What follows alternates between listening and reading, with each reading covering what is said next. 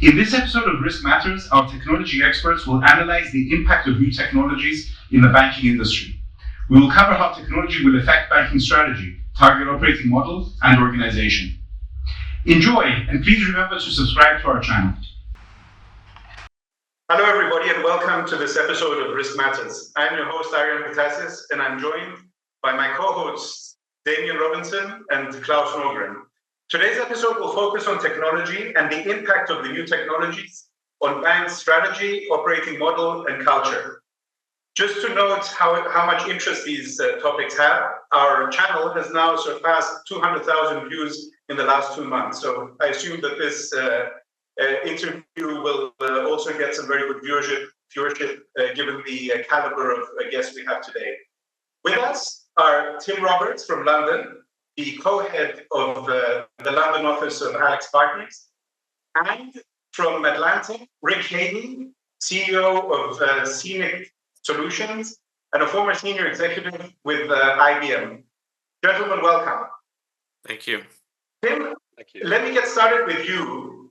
There are all these different technologies out there at the moment: AI, cloud, DLT, even quantum computing, of course, which has been around for a while.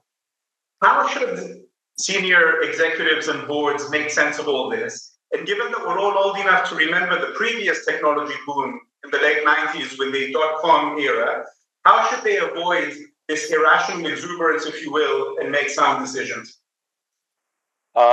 It's a great question, and it's one where we're seeing, as you're hinting at there, history repeat itself, and we are already in a position after a few hype cycles to learn from that. Let me start by saying what I think boards shouldn't do, and then say a bit about what I think they should do in contrast. What they shouldn't do is let themselves get caught up in the hype cycle, whereby there's huge enthusiasm that massively overshoots the relevance of the new technology or the innovation that emerges, and then it collapses, and then it reaches some sort of happy medium, summarized rather nicely in a quote that says, new technologies tend to be overestimated in the short term as to their impact, but underestimated in the long term. The goal is to try and look through that and not get caught up in the near-term hype. You can see a bit where the panic comes from, though. The panic that a new technology, whether it's cloud, crypto, generative AI, that you're suddenly going to be left behind, and that someone will steal your lunch and steal your customers, more importantly. And if you don't do something quickly, you won't be able to innovate yourself. I was in a technology CIO roundtable where a CEO sitting next to me said he'd told everyone in his company to start using ChatGPT in the workplace, because otherwise we're not going to be smart enough about how to use it, and we'll be missing some tricks compared to our competitors. That rather horrified me, because I then suddenly thought, where is all their proprietary code? Where's their customer data? Where's their supplier data? Where's their financial information? If you're putting it into a tool like ChatGPT that isn't a proprietary large language model, that kind of let 1,000 flowers bloom approach is understandable when there's a bit of panic that comes from this innovation. What I really think is the right balance, though, and this applies whether you're talking about the internet or crypto or the cloud or the metaverse, if you remember the metaverse, which for a brief period was going to transform everything as well. I think the board should ask itself two questions before investing significant time or money or senior management attention. First, where, if anywhere, could this transform my business, either in terms of efficiency or in terms of the customer proposition? And second question, could someone else, a startup, use this to make my business redundant? In other words, could they create a substitute or an alternative that might make my whole business redundant?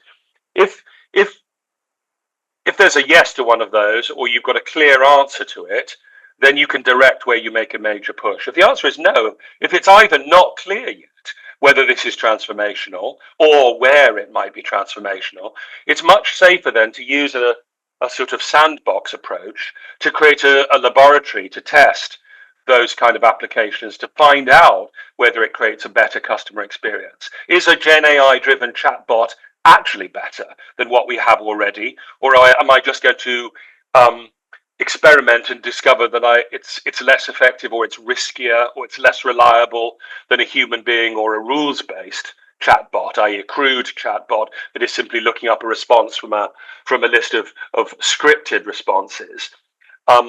For example, we've seen people rushing to create customer interaction tools.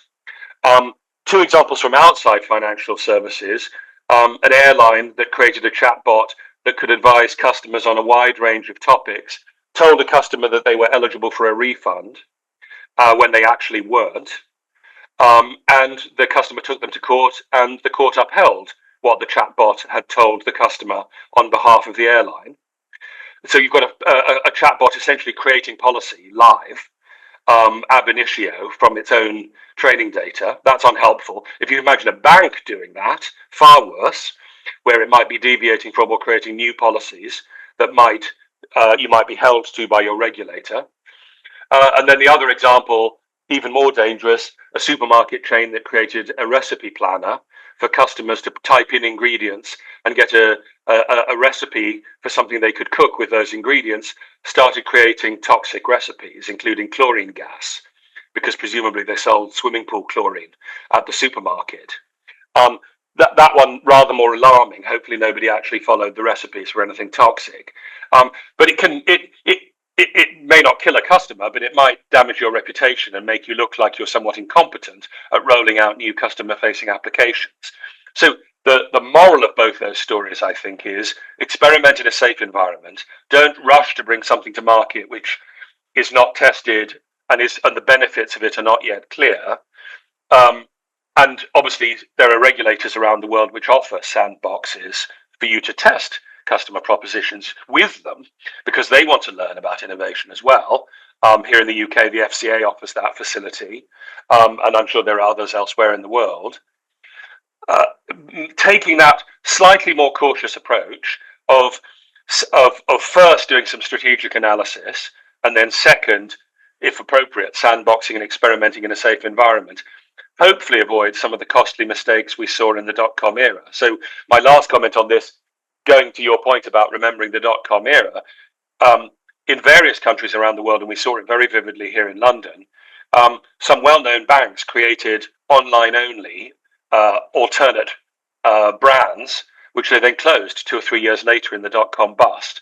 A huge amount of time, expense, senior management capacity had been spent building an alternate brand and an alternate set of online-only capabilities, where, while in parallel, they were slightly more slowly building their omni-channel core proposition.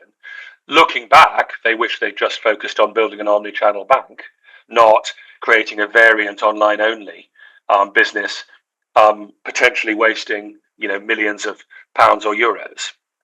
So the pitfalls are very vivid from that dot-com boom and bust period, and therefore that approach I described, I think, is the best way to try and avoid that. It's obviously easier to be wise looking back than it is looking at the next innovation, but that general approach of asking those two strategic questions seems to me to be wise.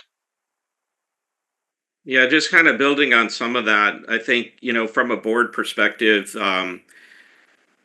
you probably do the same things that you've done, but you have to expand your aperture and your boundaries. So if I think about the three things you could be doing, one is, I think the board can provide the bumper guards on the edges to try to keep the bank going down the right track, and not getting too risky and too extreme, but risky enough and extreme enough that you're taking advantage of the new technology. I think the second is to really, almost, the opposite of that, but still, necessary, is to encourage innovation and drive innovative thinking, and don't just sort of accept the status quo or paving the cart paths.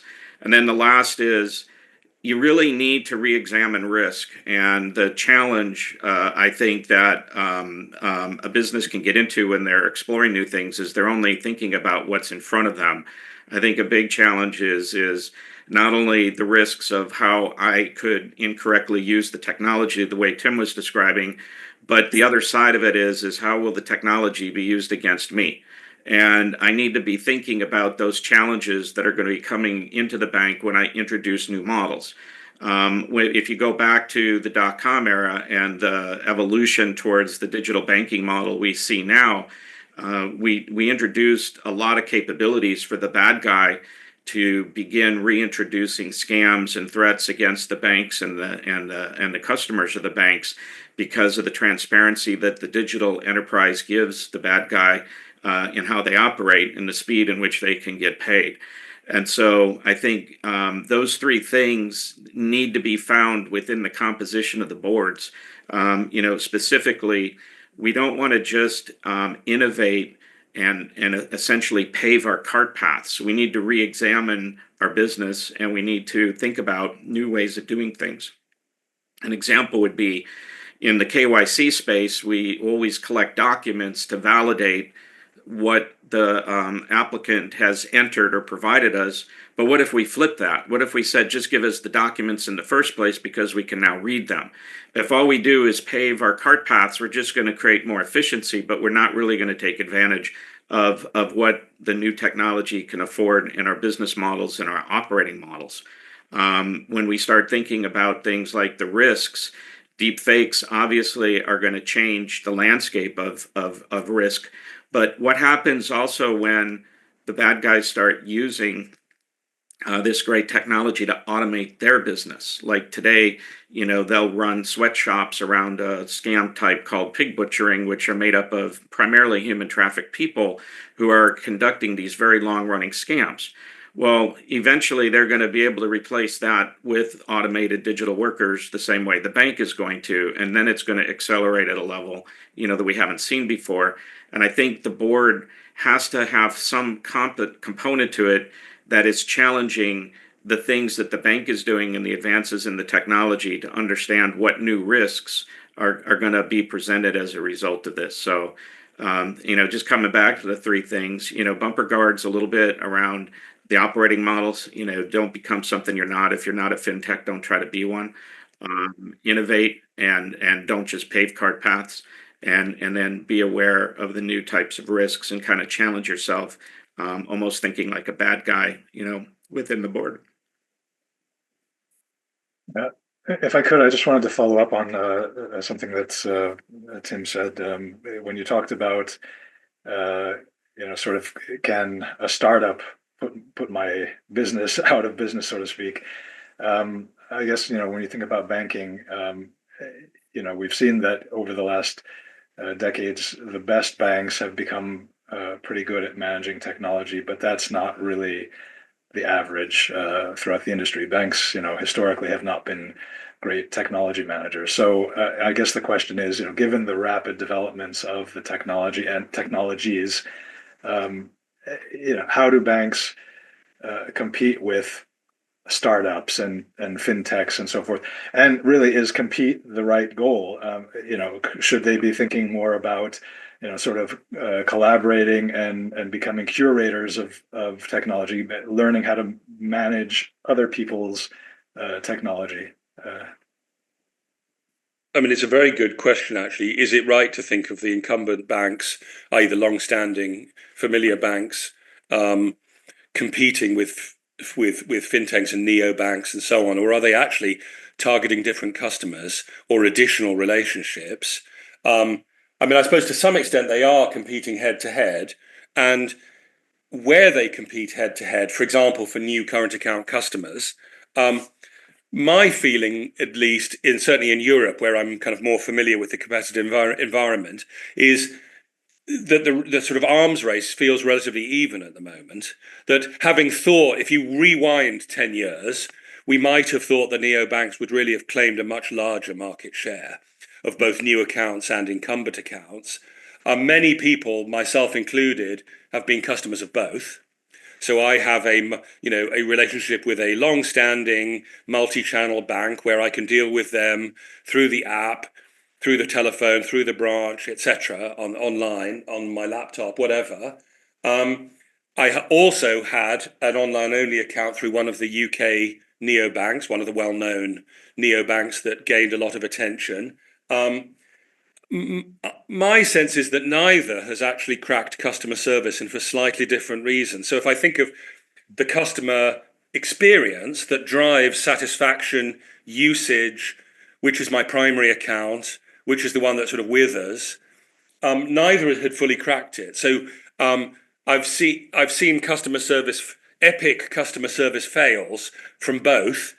The neobanks in the UK were slow to embrace Apple Pay, so you had this weird experience of opening an app-based account on your cell phone with a very attractive automated account opening experience, with some very clever, technologies being used to undertake KYC and identity verification, and then you can't use Apple Pay.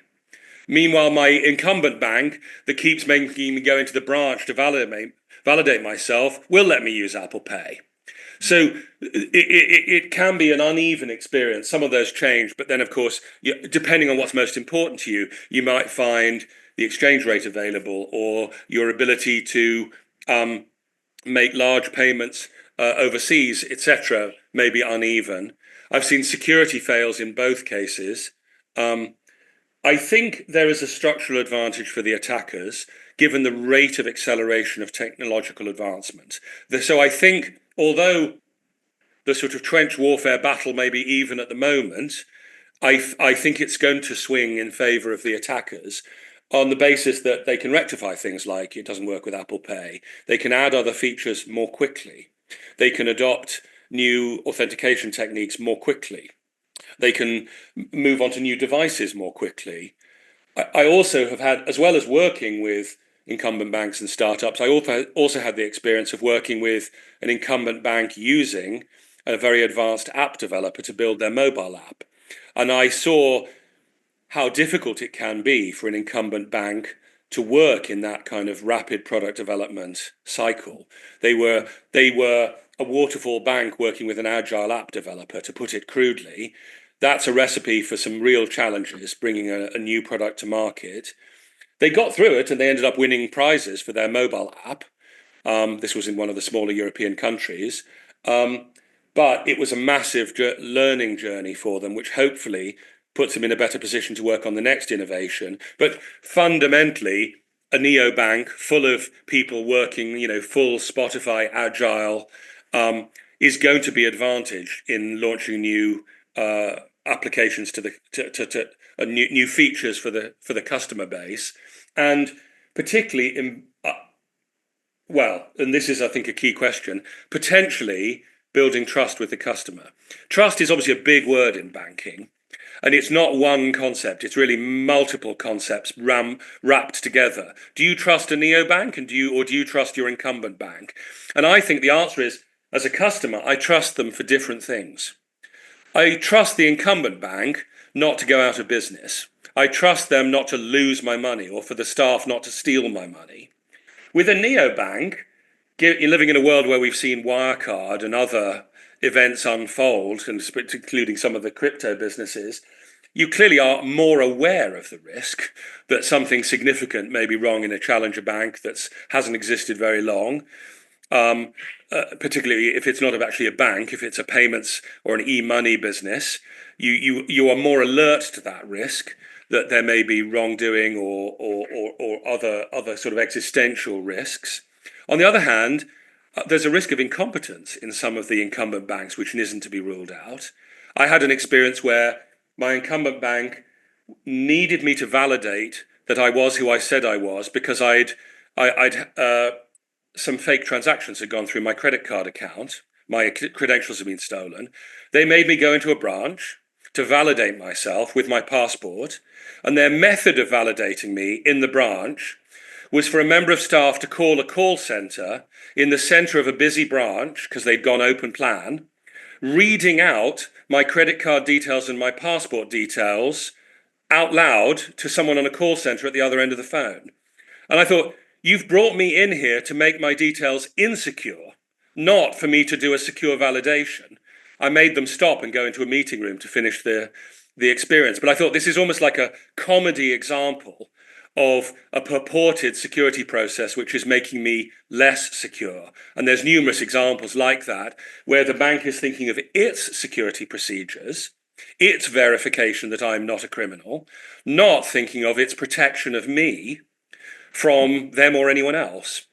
So those I'm not going to say who that bank was, but that example of a sort of banana skin that comes from a one-sided view of building trust with a customer is a pitfall of incumbent banks. They tend to think about their procedures, not about the customer and the customer journey. Neobanks and challengers and tech companies tend to start thinking about the customer journey and how to make it fast, easy, efficient, remove pain points. But then, of course, are subject to other pitfalls. That balance, as I say, to me, it's 50-50. I don't therefore feel myself swinging as a customer one way or the other decisively.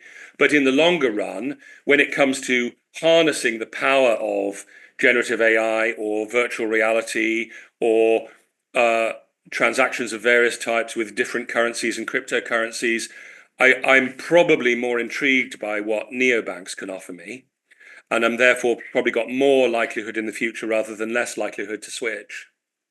Tim, Klaus here. I guess, I'm taking, when I listen to you, the perspective of a universal bank who has kind of proven as a business model to have some staying power.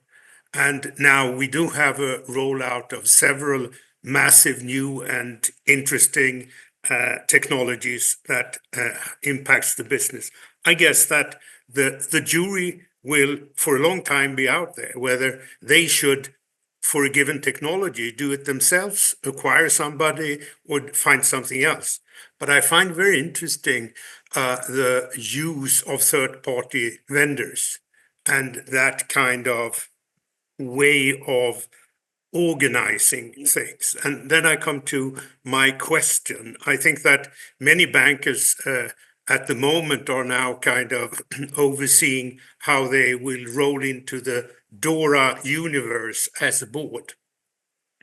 We are discussing how the bank is fit to a kind of market development, but how well is the regulations that are put in place in Europe really fit for purpose? And is regulation itself a risk in this complicated development? It's a really interesting question. And I suppose we've always asked ourselves the question, as you know, we've both, well, you've been a regulator, we've worked with regulators closely, either on behalf of regulated firms or in other capacities. There's always been this question of how do you stay close to developments in the market? How do you gain insight into the next risk around the corner? That is clearly, that issue is expanding. What's coming around the corner is obviously coming faster and bigger with technological change. I think, therefore, efforts to collaborate with the industry, efforts to build joint sandboxes, efforts to work closely and collaboratively with risk management teams, I think, are essential. They're not just a nice to have. I worked on, many years ago in another firm, I worked on the creation of the Financial Services Authority in the UK. And one of their innovations relative to the prior era was hiring newly retired industry professionals who wanted to bring their sense of where the next risks lay, where the pitfalls lay in the industry, to the regulator. They called them Grey Panthers, which I thought was a fantastic job title for this sort of newly retired predator who was now helping the regulator see around the corner. And they did provide a lot of insight on basically where they were today. It becomes harder and harder, of course, to say where is retail banking going to be in 10 years' time? Where are capital markets going to be, and how are they going to be operating? What role is crypto going to be playing in post-trade, or rather blockchain playing in post-trade processes in 10 years' time? Very, very hard to predict, much harder for regulators. And of course, that's not an attractive situation for banks. I think banks and financial market infrastructure players have an incentive to work with regulators. An uninformed regulator that can't easily predict what's coming next is not going to make regulation that is either effective or efficient on average. I think it's strongly in the industry's interest to work with the regulator to say, these are the risks we see emerging. This is the level playing field, which with your, in your role, you can create. I've always felt financial institutions benefit, unless you're an attacker with a short-term objective. Otherwise, financial institutions benefit from a level playing field. Clear rules which apply to everyone help you make money over the longer term rather than hinder you. An unstable rule book or a poorly judged rule book is going to not help you make money. Therefore, I think collaboration is key. Collaboration, particularly around potential new applications, potential new risks, testing new technologies before they hit the market is essential. Identify, particularly in topics like resilience. Again, there's a very strong alignment of objectives there where everybody benefits from a stable marketplace. Because as an institution, I might think to myself, I'm going to be more stable than the average. I'm not giving away my trade secrets to my resilience program. But actually, you benefit from resilient counterparties. You don't benefit from an ecosystem which is not stable. So I think the more we think about ecosystems, and the more we help regulators understand the ecosystem and see what's coming next, the more effective we will be collectively. And of course, the incumbent banks have the strongest objective to try and make that work. Yeah, I think when we look at the future implications of regulation, I mean, we have to ask ourselves, first off, is the regulation we have now actually working? It does in some areas, but if we look at anti-money laundering, one would argue that it isn't, because we're not really looking in the place where money laundering is occurring, which is primarily through trade, not through financial transactions. But it's easier to look at financial transactions using old technology, because that's what we can do. It's all in databases, and we can monitor and track. But as we start looking at new technology, especially the generative AI that can read things, how is that going to change what the regulators are going to expect? And how is that going to be propagated onto the financial institutions, whether they're traditional or neo? And what I'd argue right now, that the only way to find some of the things that the regulators, especially in Europe, are asking you to look for is through the use of AI techniques. But yet there's a hesitancy to want to use AI. So I think this whole regulatory landscape is going to have to evolve. And I think it's going to give regulators the power to deal with finding things that previously were hard to find if they collaborate, to Tim's point, not only with the industry, but with the technology providers to be able to use the technology in a way to find the things that today we're missing. I also think the evolution is creating some challenging paradoxes. Scams being the most obvious right now. Fraud used to have a line of demarcation around if the transaction was authorized or not authorized. If it was not authorized by the customer, then the bank was liable for it. But in a scam, the transaction is authorized. But through duty of care obligations, there's still an expectation that the bank has to protect the customer from that risk. But the only way for the bank to truly do that is to block a transaction that the customer wants to make. Well, that's a very slippery slope you can't move down. You can't have the bank telling people you can't spend your money, even if it is for the right intention. So I think there's still some evolution that's going to take place here. I like the idea of the Gray Panther model, but I'd infuse with it some of the new thinking that comes with this new technology. When you start thinking about what you can do with it, how does that impact regulation? How does that impact the application of regulations? And how does that impact the ability to audit and make sure that the regulations are being met? I think this still is an area that is amorphous right now. I don't think we have all the answers. I think we need more open-minded thinking in this domain to be able to leverage the technology for what it can truly do. And I think it's going to take collaboration of the lawmakers, the regulators, the auditors, and the banks and the technologists to kind of figure out how are we going to protect the customers and our institutions from these new threats.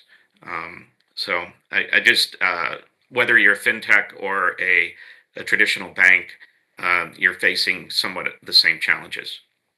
Yeah, and just to pick up, if I may, on one of those points you're raising there, I think the threat of deepfake-driven fraud is very front of mind at the moment. I mean, we've seen some very alarming examples recently that because of the ability of technology now to mimic voice and video, very, very hard for firms to withstand such a plausible set Yeah. of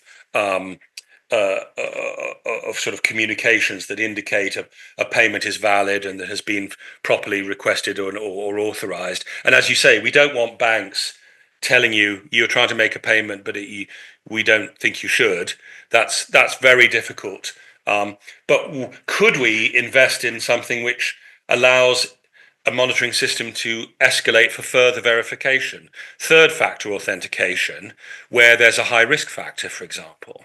Yeah, and that's the point. So in my career at IBM, we're really pushing the edges in areas of cloud and AI and blockchain. And the technologists were so excited to bring that to the customers and put that, into their operations. And that's a good thing. But in my role, I led our counter fraud and financial crime center competency. The one thing that I brought to the table was thinking like a bad guy. Somebody has to always be thinking like a bad guy to understand what these risks are. 2 weeks ago, I was at the AWS reInvent conference, and it was stunning, the technology advances that were coming out, all the way from the chip up through to the models, to the tooling and the efficiency that you could build, not just things that mimic, but actually are video files, voice files, picture files, that are legitimate and real and look spectacular. And everybody's excited about that efficiency. Me thinking like a bad guy is going, holy crap, these are going to all be used against the institutions in the coming years. Is the bad guys who I know were in the room were also thinking about how to apply these techniques to their craft. And it comes down, Tim, to what you said. A lot of times institutions will adopt this mentality, and I find it especially so with the fintechs, where they will put up a defense to say, we're going to have the best authentication possible. We're going to make it so that the bad guys can't get in. But that doesn't work, because with these deep fakes and the new advances in generative AI, they're going to get through those layers. And it comes down to what you said. You have to have very sophisticated, very precise monitoring in place to keep track of, or to identify when a behavior has changed, when a behavior is abnormal, when a behavior matches a behavior associated with a criminal entity. You can't rely on authentication. And if you do, whether, again, you're a fintech or a traditional, you're going to be exposed. You have to have that monitoring. And the good news is that same tech gives us the ability to get very precise in what we're monitoring.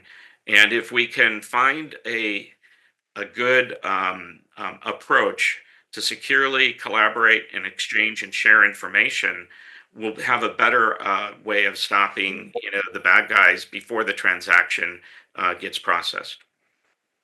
Yeah. To the extent that monitoring that you're talking about involves AI, and I mean, I think as the risks become more sophisticated and the technology develops, it's going to have to involve AI to. Yeah.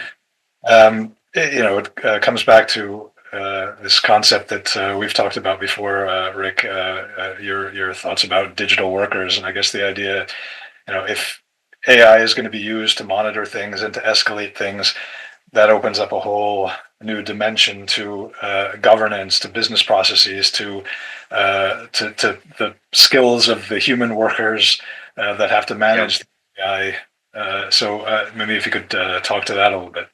Yeah. So when you think about AI, increasingly we have to think about two pathways for AI. Pathway one is around what we've done in the past, which is analytical. I think financial institutions were one of the first to embrace the early stages of AI around neural networks and used it in their counter fraud programs to create risk scores. I think the analytic side of AI continues to advance. But I think what's emerged is the automation side of AI. Generative AI now gives us the ability to automate tasks that were very difficult to train and retain workers to perform. If I put it into an example, if you think about the notion in the KYC space of customer due diligence and enhanced due diligence, the only reason we had a separation of those two is because it was very expensive to perform enhanced due diligence. You only did that if your primary due diligence identified enough risk that you needed to go search and retrieve information from other sources, read and interpret, and determine if the risk you identified in CDD was real or not. When we introduce the idea of AI as automation, that enhanced due diligence becomes very fast and easy to do. I don't have to train an analyst on how to go do Google searches and read and interpret information to assess risk. I can train a digital worker to read the results of those searches and start to curate that data so that an analyst can make a decision without having to spend the hours and hours and hours it would take to go gather that information. So that introduces the idea of a digital worker. You now have a digital worker who's performing these tasks, whether it's reading documents, reading search results, reading policy documents. It's very labor intensive and high skill type of training required. However, as we introduce these digital workers into the workforce to augment the human workers, that introduces an entirely new governance model. How do I manage digital workers? I know how to manage human workers. How do I manage digital workers? Coming back to, I think, the point you were asking the question around, I think it's also important to be careful, and this goes back to some of Tim's points, about you putting digital workers or digital agents into the point of making decisions. In the model that I've used around this idea of sense, weight, and decide, you have sensors giving you information, you have weighting that's determining the relevance or importance of that information, and then you have the decision that you take as a result of that. Eventually, we'll get more and more comfortable with AI and digital workers making decisions, but initially, you still want to have that decision making, especially important decisions made by humans, so you don't issue credits when you're not supposed to, or you don't make poisonous gases. You're not making a decision on whether or not we're going to put that into play. You're making a decision at the human level. So I think this becomes a very important operating model consideration, is where do we use our digital workers and how do we govern them? And where do we use our human workers and how do we govern them? And with the changes and evolution of regulation, we're going to need to use digital workers to read and interpret documents to meet what the regulators are expecting us to be able to find and identify. So I don't know if that gives some context, Tim, but I think this idea of digital workers is one of the big transformative impacts of generative AI. And we're starting to see it now in experiments, but I think we'll see a much larger digital workforce, even if they're just sort of relegated to reading and interpreting and curating, leaving the decision-making for the human workers. We're just making them far more productive. Yeah, you're sort of introducing there the notion of augmenting human workers, letting human workers focus on the more expert, judgmental aspects, where some of the more laborious or repetitive work is done by digital workers. And of course, humans aren't good at doing repetitive work reliably. They can do it, obviously, but they will tend to lose concentration, or errors will multiply. Work that needs to be done in a way that is fastidious it can be best done either through automation, or if it's more knowledge-based work, through digital workers, as you say. One thing I would observe is that when I hear clients talk about AI, there's often a bit of confusion about whether they're talking about generative AI, right, i.e. the outputs of large language models, or old-fashioned AI, if I can call it analytic AI, right, like natural language processing or machine learning, which is an enhanced form of an automated process, which is capable of sort of reducing errors and becoming more accurate, capable of reading regulations and identifying regulatory obligations, those sorts of repetitive tasks which are nearer to being rule-based. Yep. generative AI immediately comes to mind when you think of functions like customer service, marketing, customer communications, chatbots. Analytic AI comes to mind, I think, more for monitoring activities, processing activities that are looking for anomalies, looking for suspicious payments, customers, logons to the network, data movements, you name it, securities trades, you name it. There's any number of processes which benefit from accurate, reliable monitoring for anomalous activity, where a human can then pick up an escalation. Yeah. But you've done the first pass for the needle in the haystack using a digital worker. Yeah, and on both of those sides, and this is, I think, an important distinction. AI is really good on the analytics side about finding patterns and relationships that humans can't. We can't look at billions of possible attributes within a transaction processing ecosystem and find all the combinations and all the things we should be measuring. AI can help us do that, find the connections, and then surface them for review at very fast speeds. On the automation side, you also have this piece that, and maybe this will change over time, but bad guys and criminal risk take advantage of empathy. When you have a human worker who's listening to a case being made, they can have empathy, whereas a digital worker maybe is not as empathetic. They're just looking at the facts. Another example is just reading documents. We did a pilot where a complex contract was used repeatedly to validate customer are who they say they are. If you could present a trustee document, it might be 35, 40 pages, but then the analyst would have to review that document, find the attributes in there, and make sure they corroborate against another set of documents around identifications.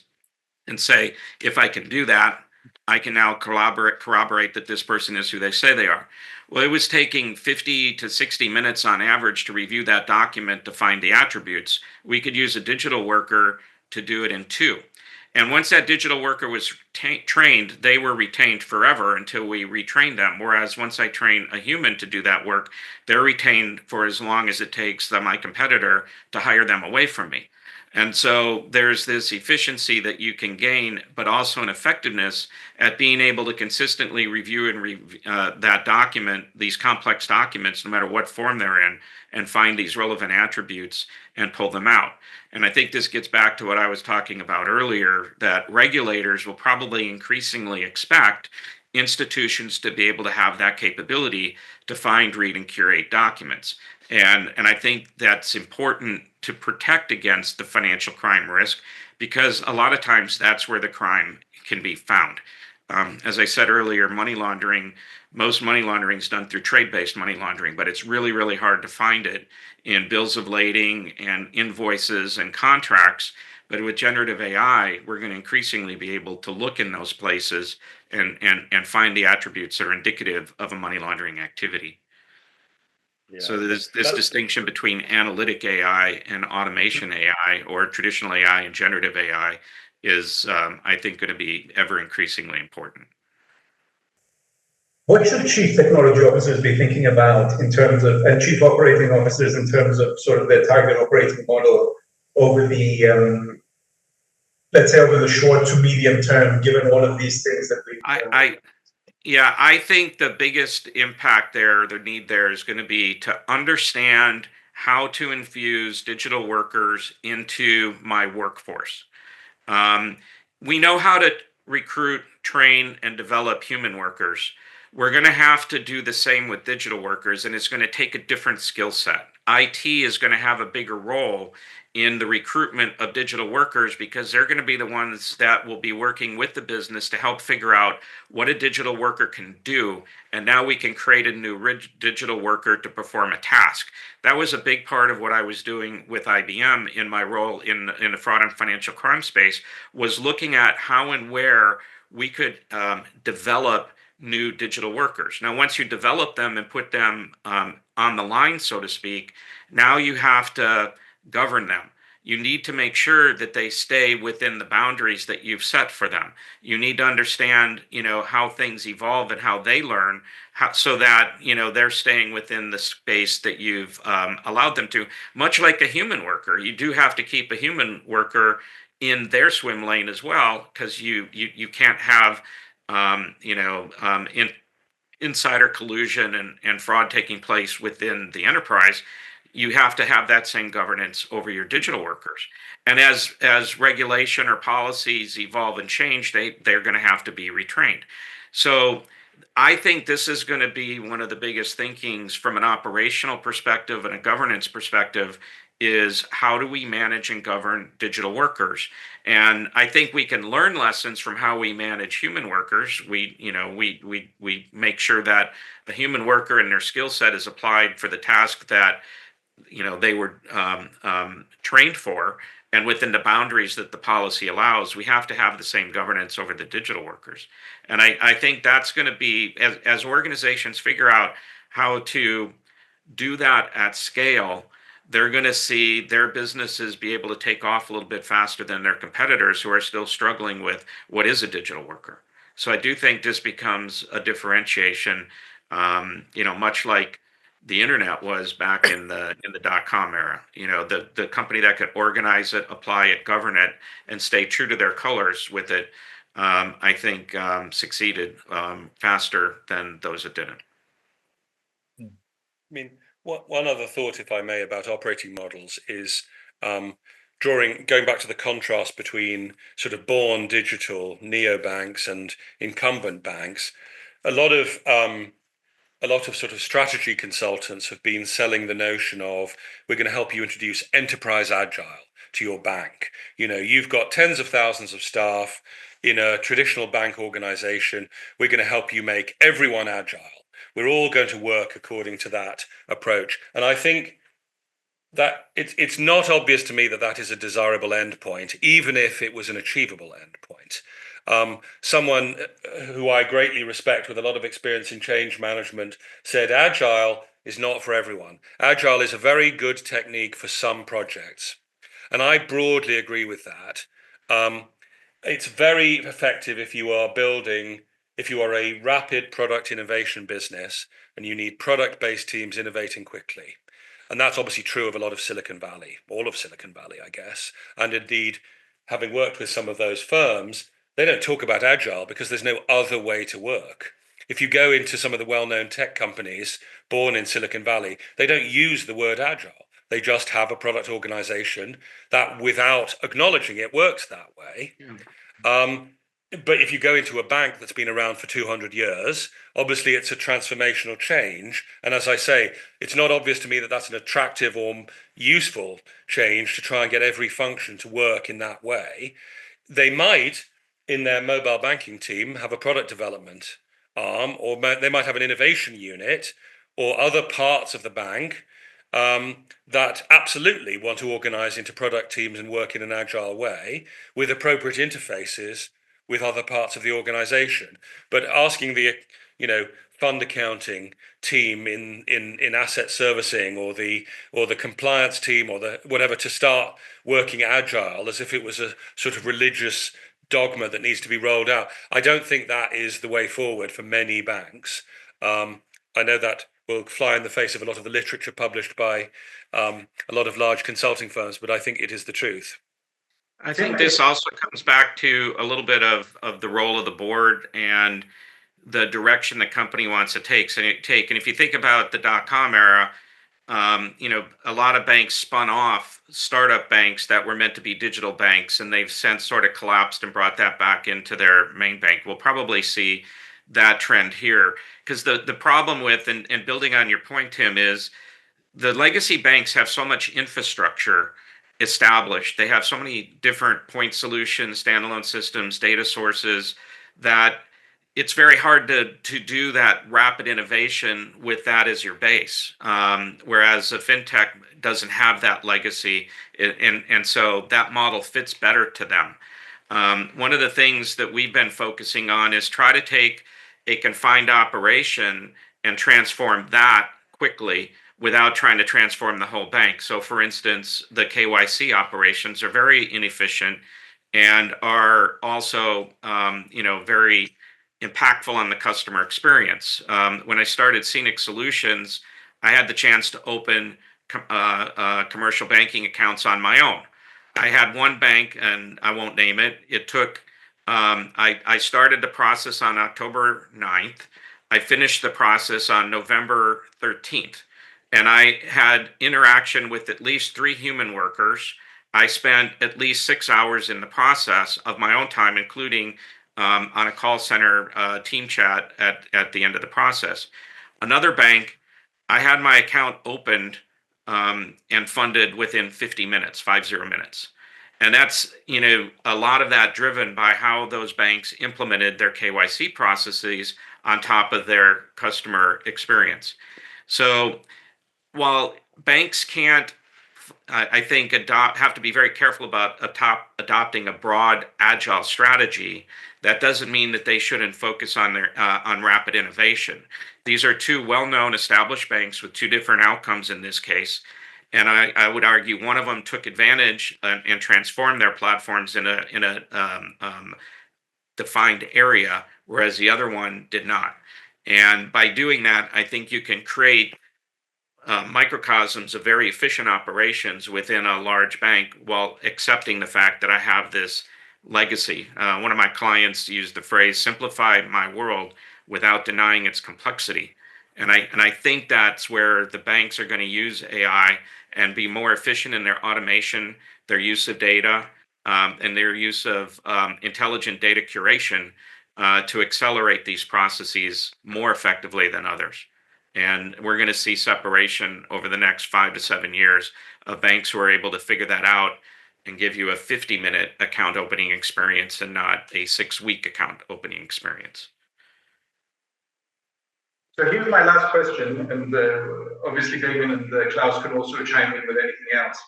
How do you see the bank culture changing? So banks obviously have been a lot more conservative since the financial crisis. Tech firms obviously had a very different culture than banks, and now banks are transforming into technology organizations. So how does this sort of play out as these kind of conflicting ways of thought come together? And I'll just add to that because Arian stole my question, but just focusing on, he's talking about culture and risk culture. And a lot of times when we talk about risk culture, we also talk about, tone at the top. And, one of the things that we have encountered a lot is that, boards need to become more knowledgeable about technology and the architecture of their organizations and so forth. So I would just add that to the mix. How does this impact the culture, the risk culture, and how do boards need to react to this in terms of tone at the top and their role? It's an interesting time as I've dealt with financial institutions as well as public and private institutions that are kind of facing this over the last 3 years, this new innovation. And there isn't a single model that has emerged. And I think you have to match your model to your culture.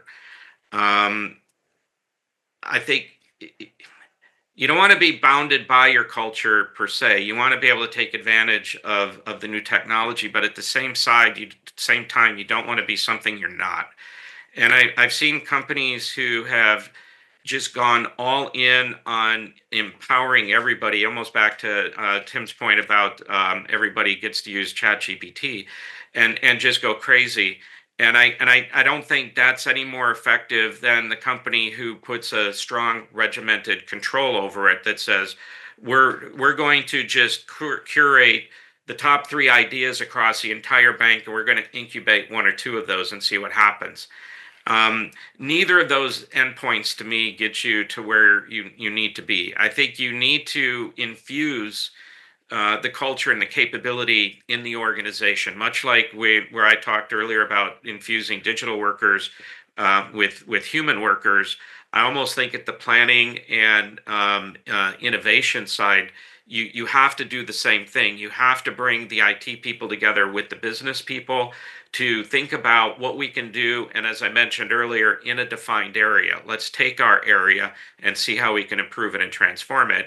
And if you raise it up a notch, I think you need that at the board level as well to encourage the yin and the yang of innovation, but not reckless innovation. I think the risks we've talked about it periodically in the past hour, but I think the risks that are going to be brought to organizations in the next 3 to 5 years need somebody at that board level overseeing them, whether it's the risk of something that we do internally going wrong, or the risk of an outside agent coming in with the new quantum attack vector, or the new deepfake generative AI vectors. We have to be, very aware of these risks, both internal and external, I think at the top level. So it's not a crisp answer to your question, Damien, but I don't know that there is one just yet.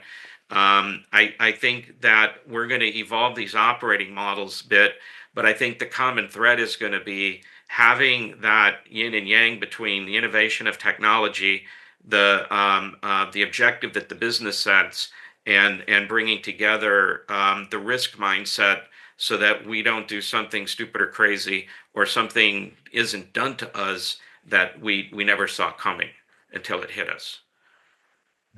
And if I could add a couple more thoughts on the cultural nature. One, I think, is when in the sort of first wave of bank automation, which I guess was, I don't know, the 60s. This was before my career, 60s and 70s, I suppose, as banks started really automating a lot of processes that have hitherto been paper based. There was an attitude to technology is that once something is being done by a computer and we've tested that the program is right, we assume it's going to now be fully reliable. We've got a deterministic outcome. We've automated a credit model. We've automated an account opening or a payment process. It's given the inputs, we now know the outputs. There's a mindset shift with generative AI, and I think we'll see with more innovative tools that it's not deterministic any longer. And we need to start thinking about how we're monitoring the outputs of our technology. I mean, to use a buzzword, we need a human in the loop to watch what's coming out of our credit model, for example, if the credit model is no longer a deterministic rule-based thing that is simply executing a finite algorithm, it's actually expanding the factors and changing the weights live in response to new data that comes in. If that's what's happening, we need a different approach to monitoring and deploying technology, which is a really big shift, I think.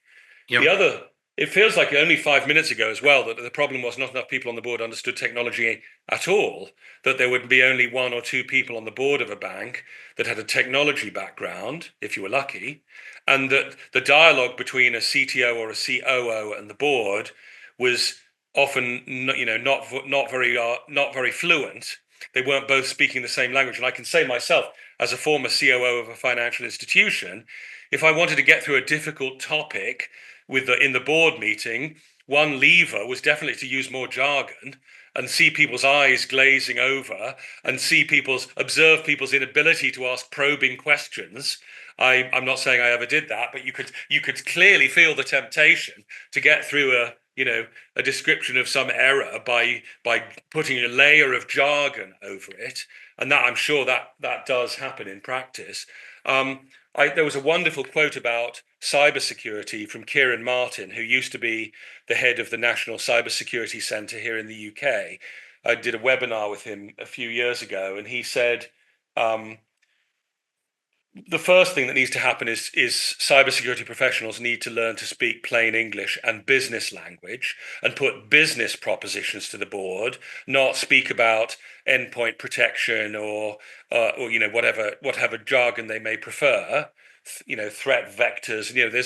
People love jargon. Technologists love jargon. I love jargon, but it's not helpful in most cases. You've got to put it into a plain English language that allows the board to make a business decision. But conversely, the board has got to get a bit more familiar with cybersecurity. It's in the same way you can't have a board that doesn't understand credit risk or doesn't understand market risk. You've got to have a board that understands a bit about cybersecurity. More movement has got to happen on the side of the cybersecurity experts, but we've got to see movement on both sides. That was his point. And I think that's true of all technology-led innovation. The board has got to move in line with the market, and the technologists have got to learn to speak in business language. That way, there can be a productive dialogue, for example, about risk appetite. Other words, how on earth can you set risk appetite? Could I just add to this, Tim, that it seems to me that we're talking in some aspects about embedding technology from a board perspective.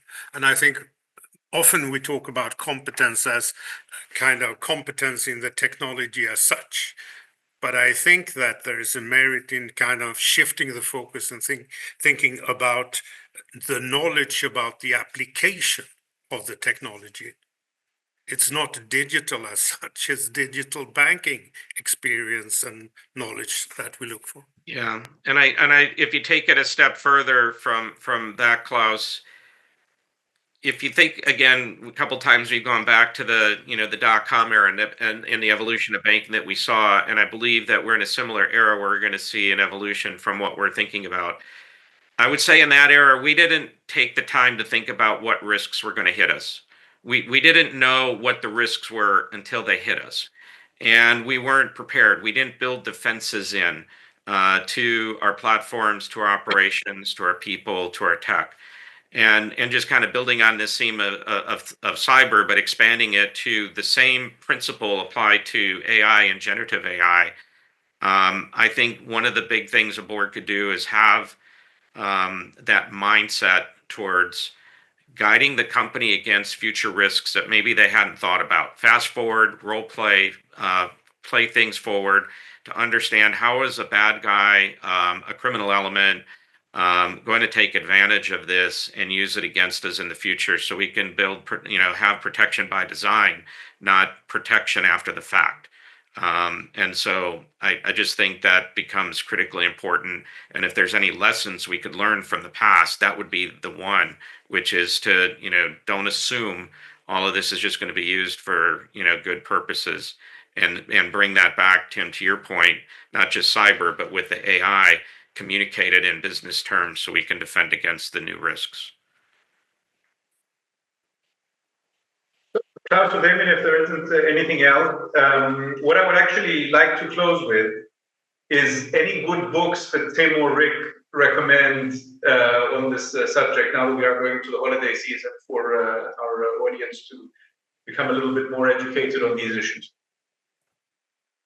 I'm going to say something heretical. I'm not a big fan of business books.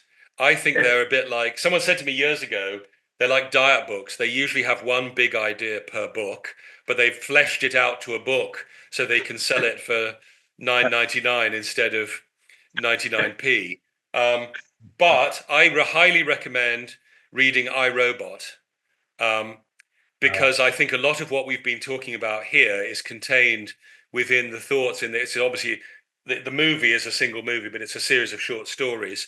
But it contains lots of very provocative thoughts about the nature of emergent AI and how we make it serve us rather than the other way around.